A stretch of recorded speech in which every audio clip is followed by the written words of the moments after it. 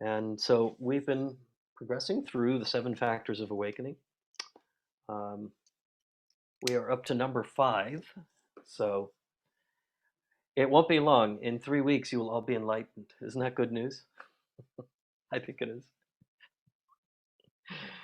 Wouldn't it be great if you could get a certification? I went through the seven factors of awakening. Here's my pass on anything I do wrong. uh,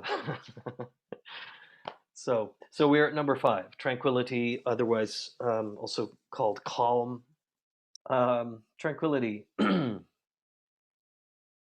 And one of the things about this progression of these states, beginning with mindfulness, right at the beginning, this is the foundation. And so in the mindfulness teachings, the Buddha lays that foundation of breathing, body, mind, feelings, rather, mind, and then moves us into the second factor of enlightenment, which is insights into the nature of things, or as I like to call it, inquiry into insights, where we start seeing patterns, we start getting to know the nature of our suffering mind and the nature of the underlying uh, sort of continuously abiding mind of mindfulness, of open, clear, pristine awareness, if you will, that sense of suchness or mind that is fully awakened already, that we are just seeking to um, sort of cultivate and harvest the fruits of through our meditation practice. That's one way to say it, anyway. And then the third factor, becoming energy. And we talked about balancing energy. What does energy mean in terms of inspiration and vitality? And especially when we're struggling in our meditation practice with falling asleep or restlessness, agitation, all of the hindrances. And then when our energy is nicely sort of balanced, when we're able to abide as the eagle, as we hear in Tibetan Buddhism often, the eagle is this perfect energetic balance between effort and effortlessness, and it just hangs with its wings stretched. I love this. I talk about this all the time because the quality of hanging, almost buoyant, where you're sitting in your meditation is much like that kind of sweet balance between being utterly effortless and just enough effort to remain, you know, or to retrieve the mind when it drifts. And when we sort of accomplish that sense of abiding in that way, then this natural quality of joy arises out of that balance. And this sense of what some people call rapture, this sense of a heightened vibratory field of pleasure, if you will. But it's a pleasure that's born out of relinquishing and settling. Um, and a sense of what we might call happiness, joy. We talked about the difference between these two states. And out of this feeling of well being, of deep, abiding well being, comes the state of tranquility. So you see, there is a progress. However, we don't need to get too hung up on the stages, right? Like, oh, I have to do this first and this second. They are all mutually enhancing, and that's important. So if you say, you know what, I'm just starting out and I'm feeling tranquil, go with it. You don't have to go back to mindfulness. Mindfulness is baked into tranquility when it comes to this kind of practice that we're doing. So um, anyway, we don't want to get the sort of rational mind in charge of things, because then our tranquility becomes cluttered. It becomes cluttered and becomes outward directed again. So, what is this sense of serenity or tranquility um, that the Buddha tells us is a quality, a factor that not only reveals what awakening may feel like to us, but also enhances the experience. And this is also something we've talked often about, the practice of shamatha, calm abiding. And literally, shamatha means peaceful abiding or calm abiding that arises from a concentrated mind that is just sort of hanging and focused on breath, um, or on maybe on a vision, image of some kind. And as I was sort of sitting with this idea of tranquility, not just what the Buddha tells us, and not just what authors tell us, but what does the actual experience feel like when you're in a state of this just really pleasant equilibrium and the mind is clear and it's focused. And it occurred to me just how much of what gets in our way in meditation has to do um, with a couple of things. One is the mind that is constantly distracted outward. Now, this is a central teaching in Buddhism. The mind that is distracted outward, constantly oriented to the external world of references that trigger us to think and react and respond and feel certain ways and evaluate and so on and so forth. So it's really an environmental kind of relationship there that we're engaged in. And so in yoga, we have this notion of pratyahara, which is withdrawing the senses inward onto breath, and then pranayama, practicing breathing and so on. And that then engages the process of changing this fluctuations of consciousness in the busy mind that never lets us settle. Same thing in Buddhist meditation and here in the mindfulness teaching. So, mind distracted outward can also be distracted outward onto our own thoughts, onto our own reactions and feelings that we may be carrying. That too is seen to be outward. It's not just what's outside of my localized body frame and mind, but rather it's also the grosser forms of thoughts. Those are also seen to be outward because the inward, that the inner peace, that source of tranquility, is even more refined, even more subtle. So that's the first thing is what can get in the way is an outwardly distracted mind. We all know this. This is sort of the habitual process of patterns that we witnessed long ago in the second factor, insight, inquiry into insight. So you're getting to know what's going on here without judging any of it. The second one is self-emanation. So this is what I wrote. This isn't something I pulled out of a text, but my experience being also that the I that seeks fruition, it seeks to uh, sort of keep unfolding almost like a snowball and getting bigger into its own sort of fulfillment of expression. This is a good way to talk about ego as well. Any consciousness state is like this, that a tendency will sort of mobilize whatever our habits are to unfold in that direction evermore. Yeah. So that's why it matters what do we put energy into, because what we feed energy into grows like a snowball. Ideally, not so ideal in some cases, of course. But this is karma. This is cause and effect. Simply, it's not a moral thing. It's not a judgmental thing. So the ego, this part of us, is constantly emanating. We are egoing ourselves constantly into situations, thoughts, and so on. This is natural. This isn't a judgment. Um, and so reflecting on it this way, on sort of my own experiences with this, there are sort of four areas that I sort of was able to tap into by reflecting on my experiences. And these are also very much born by the teachings as well.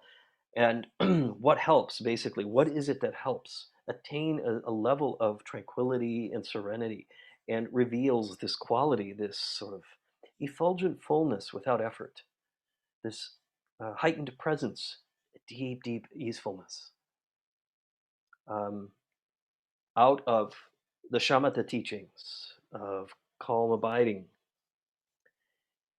So the first one of these four is renunciation, is a term that can have a lot of various meanings. But in this case, renunciation is more of an attitude. It's more of a view that leads to a more long lasting sense of equanimity. So it's one thing to say, I'm going to calm, or calm, excuse me, and, and sort of settle for the moment and just have a break, have a refuge from all the tension and the stress in life. And then an hour after I get up, maybe I'm back into it. what we need to kind of hold on to for a sense of tranquility, in my view, is a is an understanding of things, an understanding of, or rather, a question that we live by, which is, what does renunciation mean to me? Does it mean I have to sort of stop putting priority into, buying lots of things and feeling like I'm surrounded by great things? Believe me, this summer, for some reason, for me, the big thing was plants. I could not get enough houseplants. I just kept. Have any of you had that experience, Andrea? Yeah, I just keep wanting more plants. It's like, what is going on? I have been always terrible. I've always killed plants. I've been terrible. I've got a black thumb. And yet, this impulse to want to sort of feed and give and nurture life and have it nurture me, and it almost became like a need, like an attachment, until I realized I've got enough plants for now, and they're doing well. Wow, who knew? Um, and so this quality of renunciation doesn't mean that we necessarily have to become ascetics and live in a very stripped down life and so on and so forth, but rather it's a view. It's a view that implies a couple of things. One is equanimity. So again, these terms we will cycle back around in these different contexts. And equanimity actually is the seventh factor. So we haven't gotten there yet, so we're not going to go into too much detail, but largely it's a way of living life a little bit more with an evenness of mind, not so much sort of clinging, striving for outcomes and expecting this, that, and the other, or controlling, or you know, uh, clinging to this and rejecting that, but living in this dualistic way. But rather, it's sort of seeing, okay, what is the middle way through this? Yeah, what is the middle path here in my experience? How might I even relate to my own thoughts with evenness? Not good or bad, not pleasant nor unpleasant. Maybe it feels pleasant, but to know it's that the pleasantness is simply how I'm relating to the feeling or to the situation. But there is still, between the duality, there is still sort of a penetrative way of bringing insight and awareness to something that isn't bound to the duality or the expectation or the control. Does that make sense? Yeah.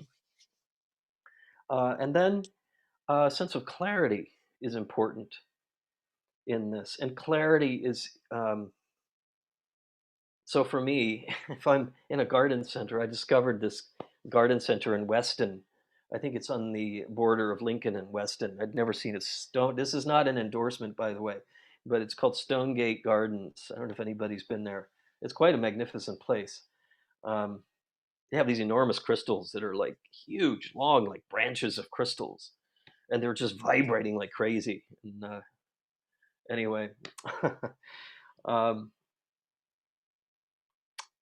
clarity. So how does that relate to clarity? Oh, the impulse. Basically, seeing, holding in my awareness the impulse to say, oh, here's another kind of fern I've never seen. I want to get this one. Then, just kind of get more. It's like a lush garden in there, um, and just to basically pause, to take a sort of a pause because of that clarity, and go, I want to ride this wave. I don't need to buy this stuff. And then I didn't buy anything, but it was fun to check out. Um, so clarity here in terms of renunciation is sort of seeing beyond the objects. It's more of a relational thing. How am I relating to the things in my life that matter?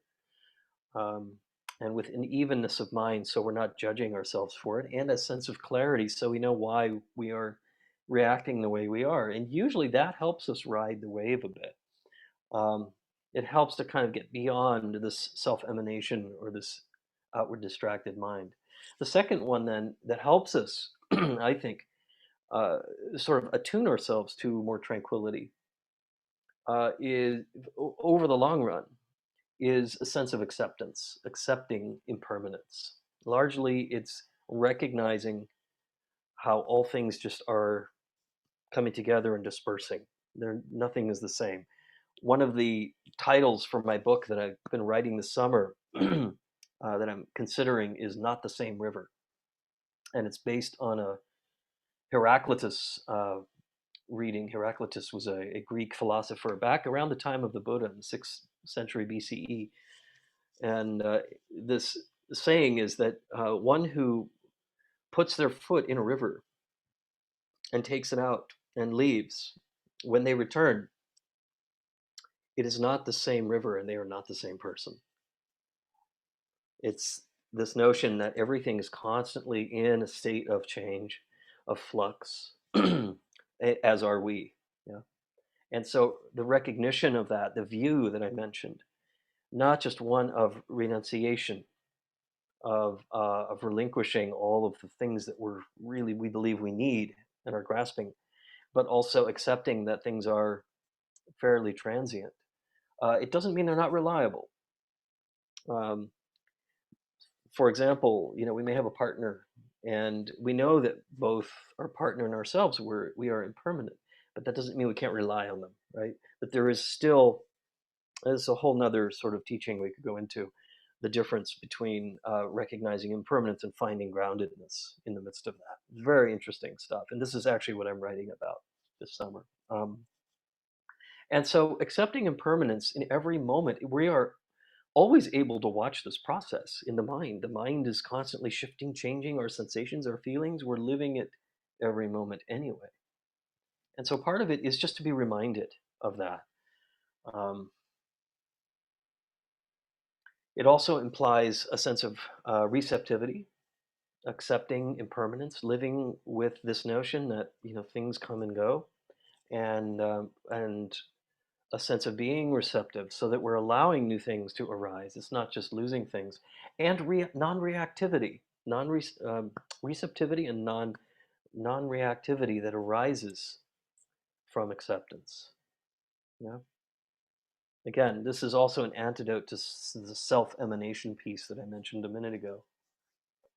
Um, so renunciation, accepting impermanence. The third is a generosity of spirit, cultivating more of a sense of relating with kindness, with loving kindness, and just being reminded to be generous first to ourselves and the things that arise in us, to those impulses to buy a ton of plants. Generosity doesn't mean I'm going to just buy all of them. It means the impulse to buy all of these things. I'm generous in the sense that I understand why it's there. It's like loving your child basically, and they can't have everything they want, but you love them anyway. It's the same thing. Yeah. So being cultivating the generosity of spirit and kindness to yourself and to those around you. It makes it easier when we can do it to ourselves first. And this implies a sense of openness, kindness, of course, and also a recognition of what Thich Nhat Hanh calls interbeing. Interbeing. This arising of generosity is that recognition that we are in relation to each other. We are sort of we're so very much interconnected with each other and with the people we don't know around us who may be out there. This is the nature of being part of this, uh, what the Unitarians call the interdependent web of all existence, which I always liked. There's some truth to that, yeah, and from a Buddhist view. And so it's that recognition, that interconnectedness, and that how we show up determines how other people experience the environment we share. How we show up determines the experience of the environment that we share with them. And so it's a reminder to be interconnected here. That, believe it or not, has an incredibly calming outcome. You know? As long as we're not feeling pressure and all our own issues back to the inquiry into insight, where it's like, now I have to take care of all these people. Now I'm the omnipotent one here. I have to make everyone's problems go away. Some of us are like that. And we have to then just sort of practice that equanimity as well as the kindness.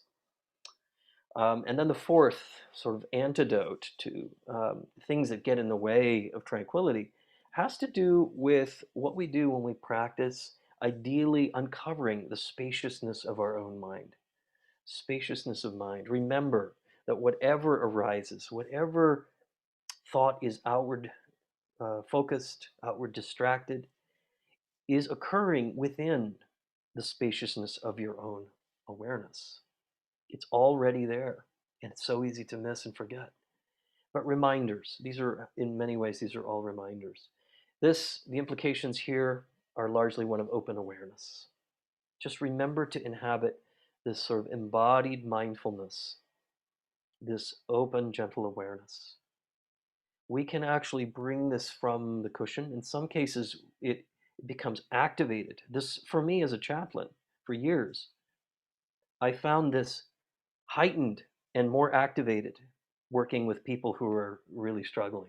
When I'd walk into a patient's room, um, immediately that resolve would kick in, and I would feel this spaciousness of mind, this gentle awareness, wanting to bring this into the room and share it with the person. Um, so it doesn't have to just be on a cushion. So renunciation, accepting impermanence, generosity of spirit, spaciousness of mind. These qualities, I would say that I would put, and these have been my experiences too, when I'm in a deep, deep state of tranquility and peacefulness and meditation, that these are qualities that are also attending in that moment. And they're really good responses to the things that disrupt that peacefulness. So being mindful. So the Buddha, when he talks about this this pasadi is the Pali word for tranquility, for this factor. Um, he encourages us to rest in careful attention, arising out of this nice balance of effort and effortlessness, and abiding with just the right sort of intention and energy and practice, where awareness is very clearly established, even though the mind may wander. And then out of this state of balance comes this feeling of well being and sort of gentle happiness, a sense of joy, leading even to a higher vibratory state of rapture, as is often talked about in this one.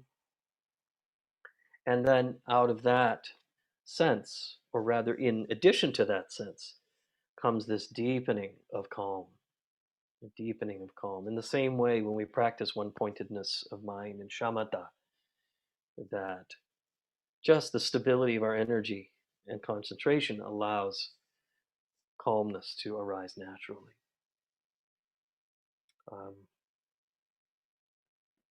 Another interesting part to this, just I'll say briefly before I stop and we practice. I was looking at Joseph Goldstein. I think it was in his book that some of you have read on mindfulness, and he talks about genuineness.